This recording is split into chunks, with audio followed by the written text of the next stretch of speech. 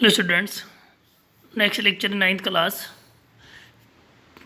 इससे पहले हमने फर्स्ट चैप्टर में ही चल रहे हैं, अभी फर्स्ट चैप्टर ही है। नेक्स्ट लेक्चर स्टार्ट करते हैं।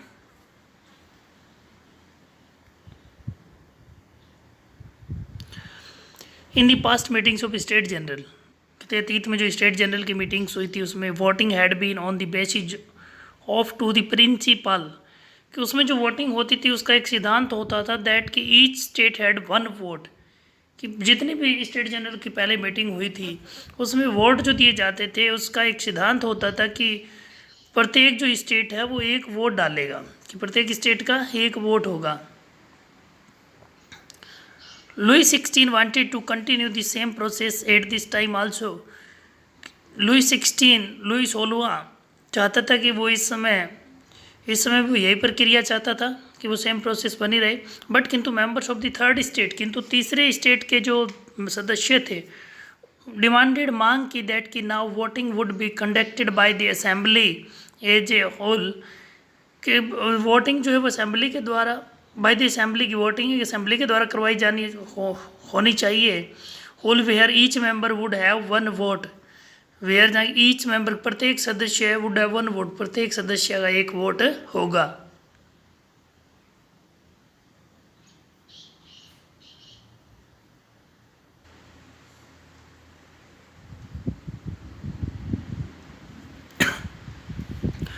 This was one of the democratic principle propounded by philosophers like Rousseau in his book।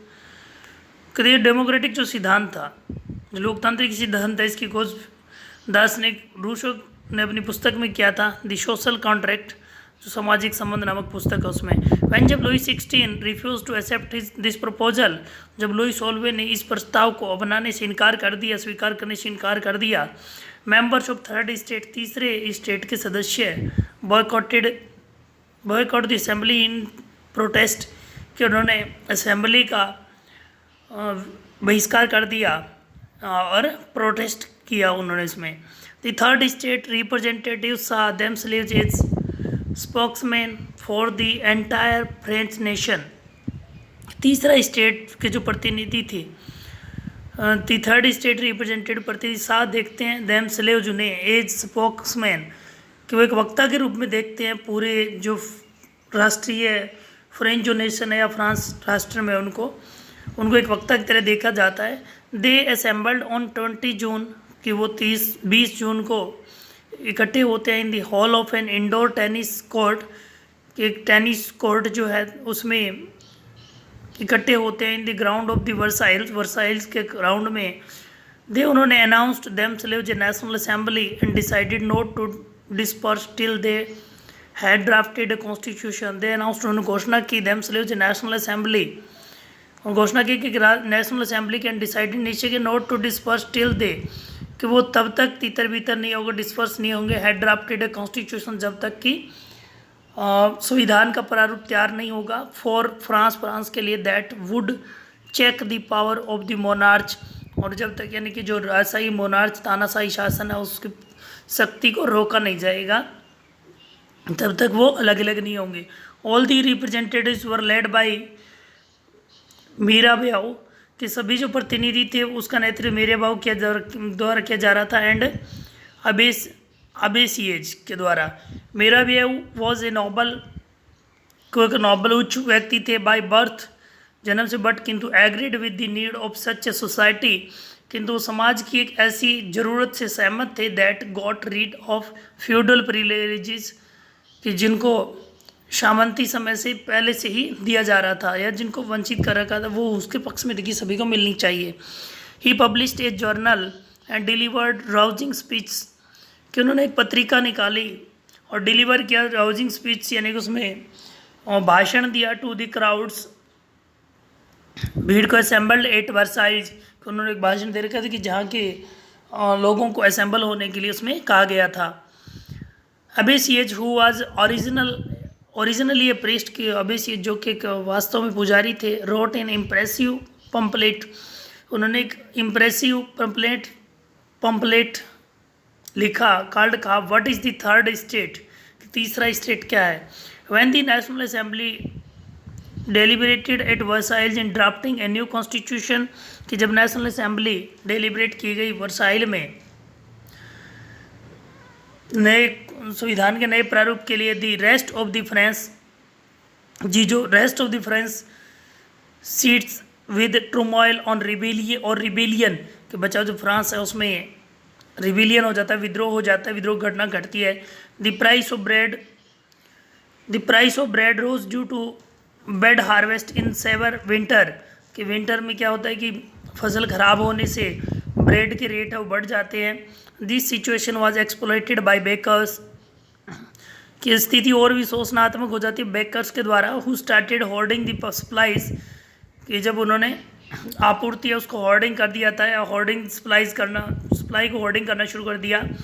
After standing 4 hours in long queues at the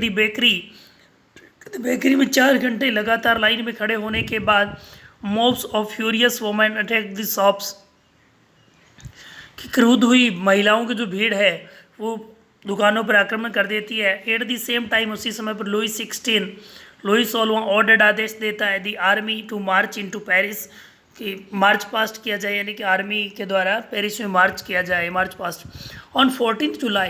जुलाई को the angered mob attacked and destroyed the Bastille, कि 14 जुलाई को जो क्रुद्ध भीड़ थी, या तो क्रुद्ध हुई गुस्से में जो भीड़ थी, उन्होंने बास्तिल पर आक्रमण किया और उसको नष्ट कर दिया। Rumors spread in the countryside that the lords of the manor had hired bands of armed beings to destroy the ripe crops. अफवाह देश में, यानी कि देश के जो ग्रामीण क्षेत्र थे वहाँ, यानी कि अफवाह फैल गई थी, रूमर्स होता अफवाह फैल जाना, दैट कि the lords of the manor के जो लॉर्ड्स है, हैड हायर्ड बैंड्स की हायर्ड करते हैं वो bands of armed brigands to destroy the ripe crops, कि पक्की फसल है उसको नष्ट करने आ रहे हैं, ये अपनी सेना लेकर के वो उसको नष्ट करेंगे। तो ये अफवाह ग्रामीण क्षेत्रों में फैल गई देश में। दे वर ऑन द वे, वे रास्ते में थे। The agitated and terrorised peasants in several district seized horse and pitchforks and attack chateaux, तो गुस्से में हुए ये आतंकी जो किसान थे, उन्होंने क्या है, कई जिलों में सीआइज्ड हॉर्स की जो कुदाली लेकर के कुदाली जब्त की कुदाली एंड पिच फॉक्स लेकर अटैक चैटेक्स, और वहाँ जो महल थे उस पर आक्रमण कर दिया कुदाली लेकर के। दे उन्होंने प्लंडर्ड दी हॉर्डेड ग्रेन्स, उन्होंने जो हॉर्डेड ग्रेन्स थे इकट्ठा किया ग्रेन उसको लूटा, and burnt down the records of feudal dues, और जो सामंतियों के रिकॉर्ड्स थे उनको जला दिया। The nobles fled in large numbers from their homes and many of them migrated to neighbouring countries, कि जो nobles fled in large numbers, कि बड़ी संख्या में उन्होंने फ्लेड किया अपने घरों से, एंड मैनी ऑफ देम, उनमें से कई जो पड़ोसी देश थे उनमें प्रवास कर गए।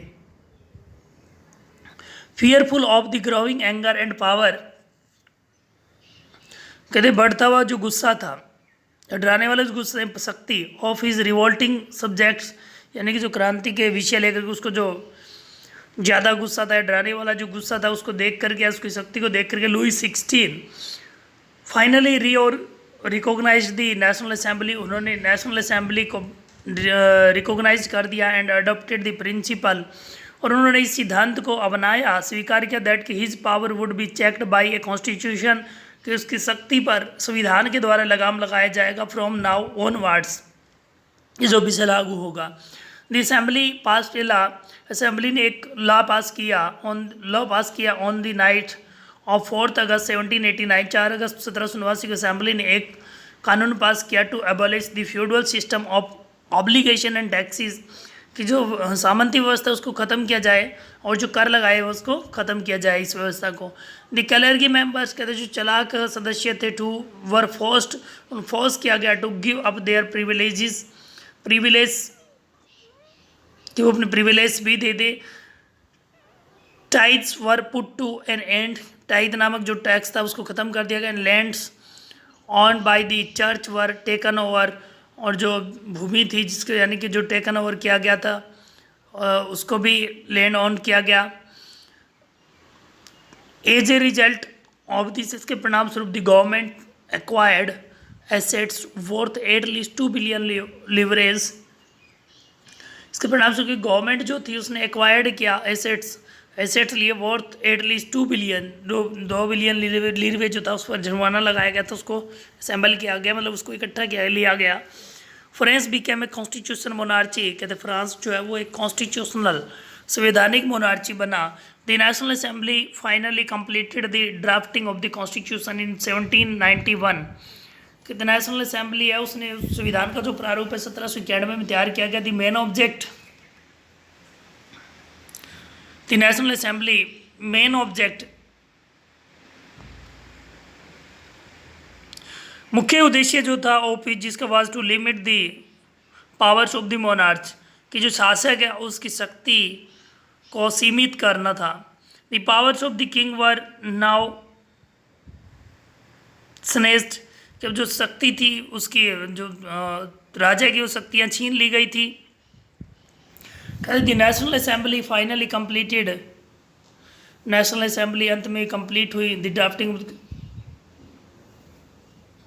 कि जो उसका उद्देश्य था वो क्या था कि 1791 में यानी कि जो असेंबली थी वो बन गई थी,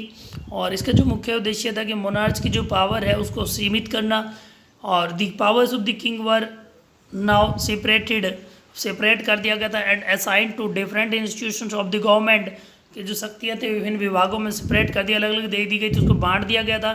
लेजिस्लेचर के पास चली गई थी, एग्जीक्यूटिव कुछ पावर लेजिस्लेटिव के पास थी, उसके बाद एग्जीक्यूटिव एंड द जुडिशरी न्यायपालिका की। The working of new political system is shown, कि जो वर्किंग सिस्टम था या जो काम करने का सिस्टम था, जो नया राजनीतिक व्यवस्था थी उसको दिखाया गया है कि एक जुडिशरी होती थी, एक एग्जीक्यूटिव थी, एक लेजिस्लेचर था। जैसे आज हमारे देश में 3 ऑर्गन है हमारे गवर्नमेंट के, वही उसमें भी थे, वो जो फ्रांस में बनाया गया था। थैंक्स।